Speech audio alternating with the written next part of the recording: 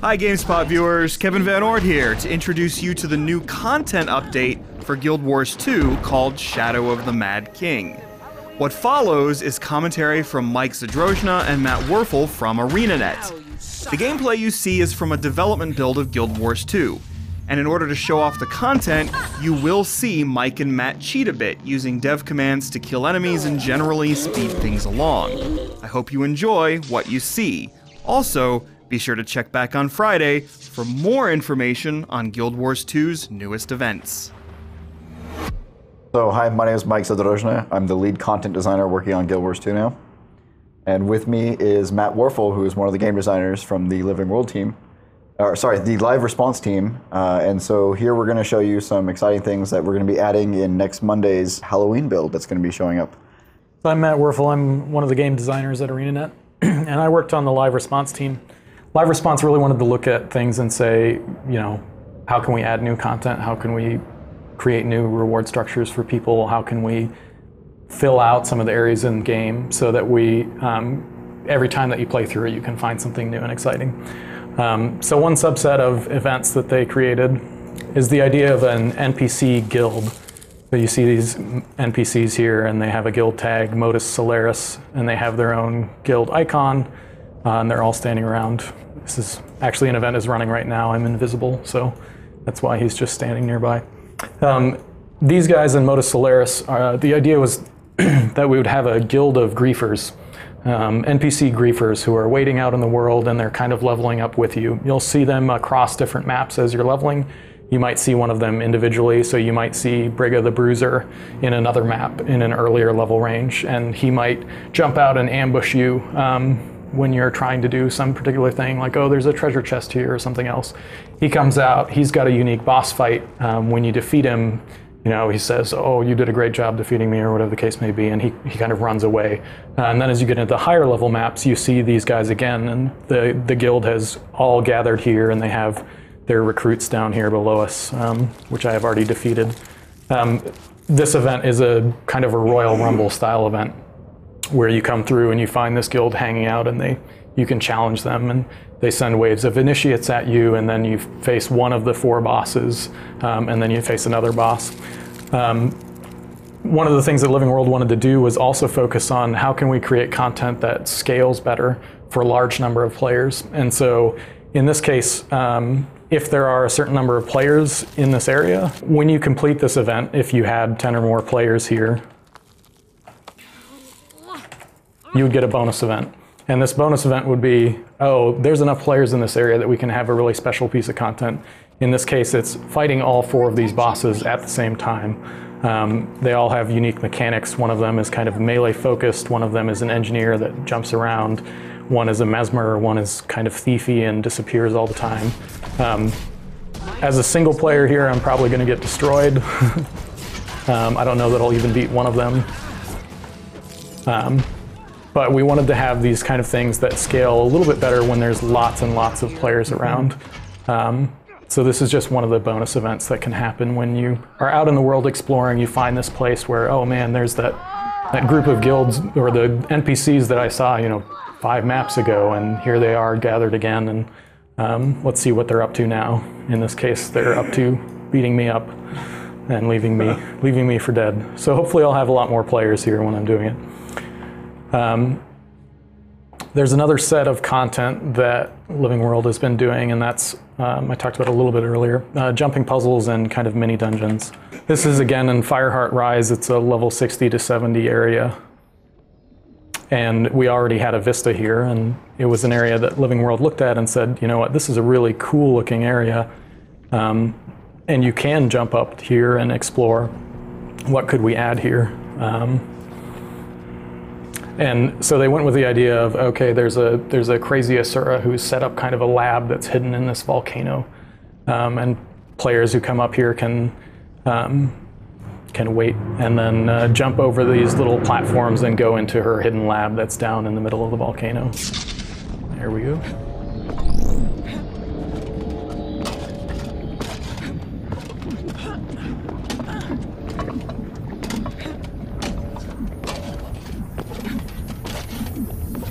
So we can go into Vex's lab, which is hidden deep underneath this volcanic structure. And there's a whole series of events here as you play through Vex's lab. The first one that we come across is you find her test subjects. She's kind of been experimenting on different creatures down here. We've got a destroyer, troll, and crab. We can go through and fight against them. And then as you defeat each wave, a new wave of enemies comes out from behind these. This will scale with the number of people that are around, both in number of mobs and in difficulty.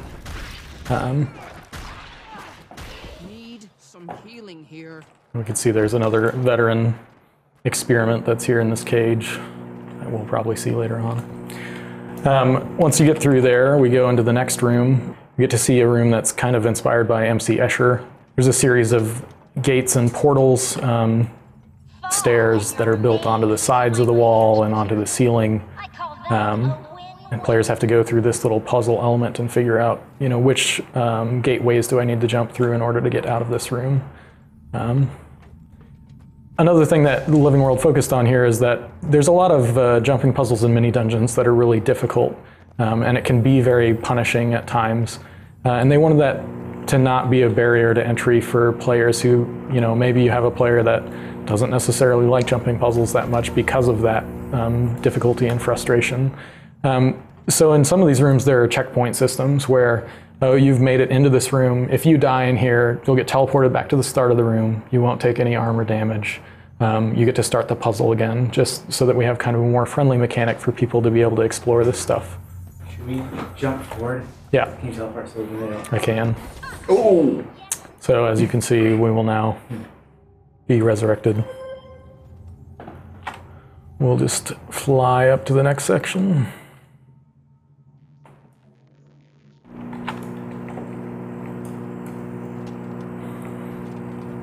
They also wanted to focus on some unique encounters in terms of we have a lot of movement in our game. We have jumping. We have things that are based on position. So this next series of encounters is based on, well, on actually making that jump. These platforms, the center portion will give out and turn on and off, and so you can run on the beams in between them all the time. You see these guys that are kind of patrolling the beams as well. If they get close to you, they'll knock you off, and you'll have to start this portion of the puzzle over. As you get further in, some of the guys are moving much faster or in more complex patterns. There's also sweet sharks here that are hidden behind these kind of Asura panels.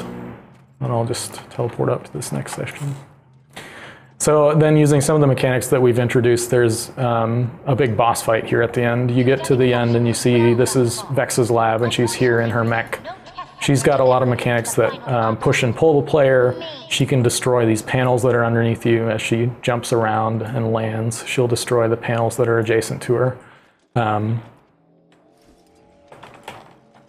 So you have to fight her while being suspended over the top of a pit that has tiger sharks down below it. If you get knocked down in here, you have to evade these sharks and swim back out and get onto the platforms. I'll jump again. Once you defeat the first phase of this boss fight, you destroy the mech. She shatters all of the platforms and builds a series of turrets, and she also has assistants that now patrol those. So you can slowly destroy these turrets and kind of work your way in towards the center of it, where she is madly working back and forth between these control panels. And you kind of have to be really careful about how you're moving. And there's still push-pull mechanics and the lab assistants that can knock you off. Once you kill her, chest spawns with the new rewards. I've already gotten this today, so I can't get it again, but there's new rewards, there's an event, and you can come back here and play this with your friends, get the event rewards, come back and get that chest every day, and then find your way out of the lab. So that's an example of one of the kind of mini dungeon hybrid jumping puzzles that's been added to an existing area of the game. Now we're traveling to the Plains of Ashford, which is the Char starter area. And all this new content kind of spans across all the maps, because we want there to be stuff from the first map that you get into all the way to the end, that there's new content that you can explore. This is a series of events that I talked about earlier, or a type of events that we call script burglars. Essentially, you go out to these locations and you're kind of exploring deep in this cave system, and it used to be that all you would find here is ogres and their pets. In this case, we now have a series of script hoarder events that we can trigger. So players might come out here and they see this chest, and when you interact with the chest, it opens up and a script burglar jumps out and he's got all the treasure that was on it. He starts running off, and as you do damage to him, he uses skills that might transform you into a raccoon, or they might slow you down, and they might do various other status effects to you, and he's trying to get away. As you do damage to him, he drops kind of these treasures that you can interact with. Everybody that's in the area can get those treasures, and you try and stop him before he reaches his endpoint. It's a series of a type of event that we're putting in various locations across the game, so that he runs to different areas. He also shows up in different areas in the game, so you can go to all these different kind of far off hidden explorable parts, and you find a chest there, and oh, now there's an event, and anybody in the area can get drawn together and all get loot out of it. So Halloween in Guild Wars 1 was it was the biggest fan favorite out of all the events we ever did. It originally started with just a bunch of the developers coming in one weekend and dedicating their time because they would just want to do something special for the fans, and it's just continued to grow over the years, and every year the live team was adding new content to it. And so, it was a tall order for us in Guild Wars 2 to be able to carry on that spirit. In Guild Wars 1, Halloween always culminated with Mad King Thorn showing up in Lion's Arch and Commodon, and who was a ancient king of Kryta who had been killed by his peasants who had revolted against him, and now he was, he comes back and he torments them on Halloween. He'll come back, he would tell bad jokes, he would play Mad King Says, essentially like Simon Says, with emotes, and if you didn't do the emotes or you did them incorrectly, he would kill you, but since he was also kind of benevolent, he would resurrect you after he killed you. And for doing them correctly, you got rewards.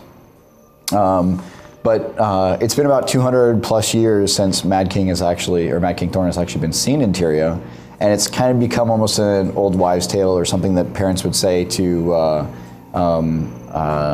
scare their children and that kind of stuff. So here, one of the things that we see Mad King Thorn in quotes. So one of the new things is the tradition has not gone away. Like, it's still kind of something that's associated with Halloween, in the same vein that you see like Santa Claus at the mall. The spirit of the festival is still there, although it's a little bit more played up at this point. So the fake Mad King Thorns that we have around here are much more theatrical than they are, like in the same spirit that we had before. So here you'll see little kids, char cubs, who are running around in costumes. And the Mad King Thorn will occasionally have scenes where he'll talk about, he'll basically portray what it was for Guild Wars 1. Here we're loading into Lion's Arch. This is the one map that we're really going all out and helping to decorate in the same way we did it for Guild Wars 1. So you'll notice we have candy corn elementals and jack-o'-lanterns and floating candles and things like that. And even our Mystic Forge containing the Jin Zomoros has been getting ready for this as well. So he's dressing up for the occasion as well. One of the things that the commerce team wanted to add is they did a Guild Wars 2 spin on Costume Brawl, which was one of the activities we had in Guild Wars 1, where in Guild Wars 1 it was a very structured PvP kind of event. In Guild Wars 2 we wanted to have it more flavorful and fun.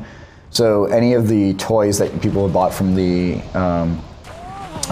commerce store, and some of the new tonics that are in here for Halloween, like this one, which has turned Matt here into a plastic spider, you'll notice his skill bar has been swapped out, and if he uses one of these skills, it'll put him into kind of the Costume Brawl mode. So now he can now go fight against anybody else who's using these toys or in these Halloween tonics.